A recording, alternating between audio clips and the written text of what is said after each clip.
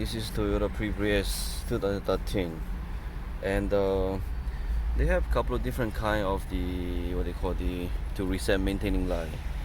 Well, I just did it, so I try I tried this one so many times, like press 3 times or something like that. I did it, but still not working. And the screen right there, what I found out is press and press and hold this button,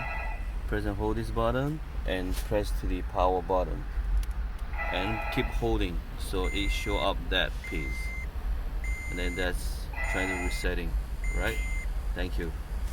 So holding this button, same time you have to press and release, and the resetting will be done. Okay, thank you so much.